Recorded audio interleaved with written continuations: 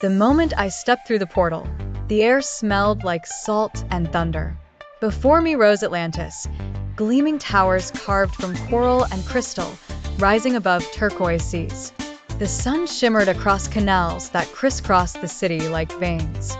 I could feel power humming in the stone.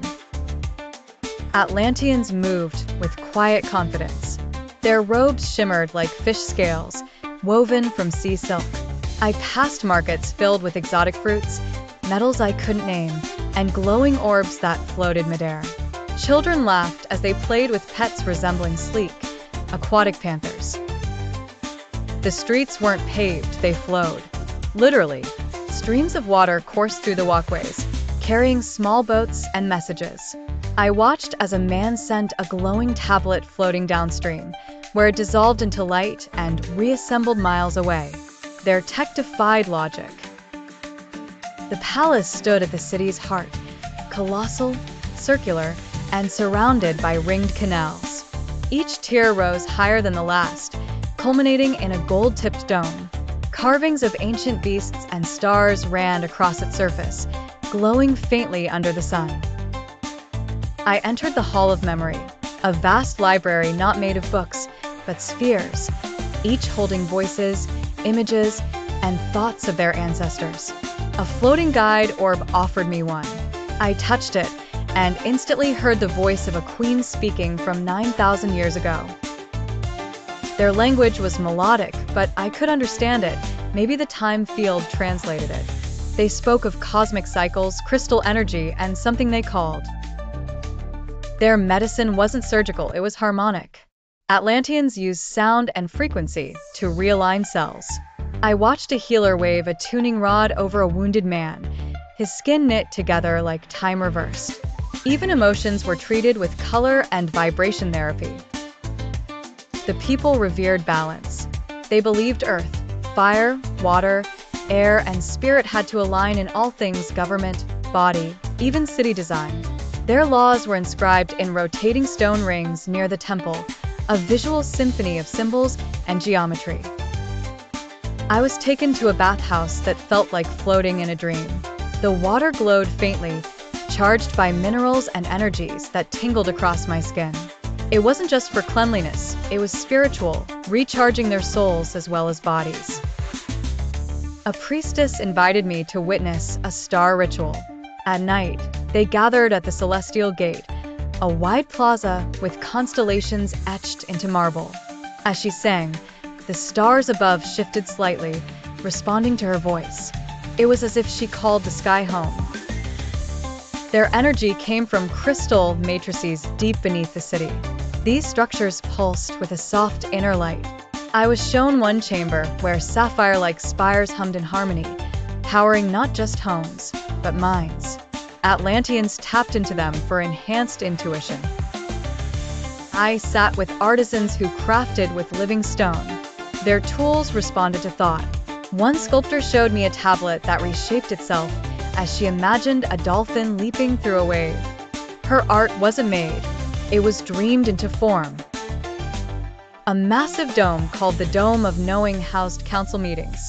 Each seat was embedded with a memory stone, allowing leaders to instantly recall historical decisions. Debates were calm, evidence-based, and often accompanied by visions from the past. I learned about their schooling. Children learned through play, song, and building. There were no punishments, only rebalancing. Curiosity wasn't just encouraged, it was sacred. Their diet was mainly sea-based: algae, kelp, glowing plankton cakes, and something like dolphin-safe sashimi. One chef handed me a cube that tasted like mango, ocean mist, and sunrise. My mouth and mind tingled for hours. They had underwater farms, giant domes under the sea where plants grew faster due to enhanced currents and harmonics. Coral towers served as both structure and food. Fish were steered gently using sound patterns rather than nets. Pets were strange and stunning. Octopus-like creatures that glowed and danced, sea dragons with leafy fins, and psychic cats that seemed to read your moods. One rubbed against my leg, and I suddenly remembered my mother's voice from childhood. They feared one thing: imbalance. The priest spoke of tremors beneath the sea, caused by misuse of crystal energy. Some leaders hungered for more power, disrupting the sacred cycles. A high initiate showed me the pillars of fire, giant volcanic vents they channeled to stabilize energy. But lately, they flickered unpredictably. In their final chamber, I saw the map of all. It wasn't a map of land, but time. Threads of possibility shimmered in layers, some glowing bright, others fading. Asked if I could save them. They smiled. I joined one last festival, the Tide of Light. Lanterns floated on canals, people danced in silver blue robes, and music filled the air like waves.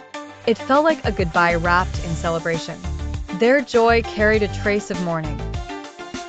As dawn rose, tremors rippled beneath us. The sky cracked with light. I saw people calmly return to their homes, gathering with family. No panic, just acceptance. I raced back to the portal, the city trembling behind me. As I stepped through, a giant wave rose, but time caught me first. The shimmer of Atlantis faded, leaving only a hush of salt on my skin and awe in my bones. Now in my own time, I can't stop hearing their songs. I draw their symbols absent-mindedly. I see their faces in dreams. Atlantis wasn't a place, it was a state of harmony. And maybe, just maybe, it can live again through us. I've shared their stories, designs, and ethics with scientists and artists. Some think I'm insane. Others listen and wonder. A few feel what I feel, like something ancient and golden is waiting in us to be awakened again. I visit the sea often now. I drop small crystals in the waves and whisper thanks. Sometimes the wind hums like their music. Sometimes the clouds shift into spirals like their domes. Sometimes I feel them listening. Atlantis has shaped me. I no longer chase power, I seek balance. I eat more consciously. I speak more gently. I build with care. Their fall was not a failure, it was a teaching, a mirror we can still choose to see. One day, I hope we'll become a new Atlantis, rooted in wisdom, tuned to harmony, powered by compassion instead of control.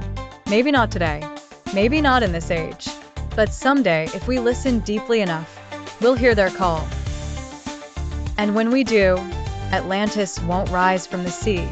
It will rise within us, in our art, in our science, in our healing, and in our dreams. That is the gift they left. Not survival, not monuments, but memory.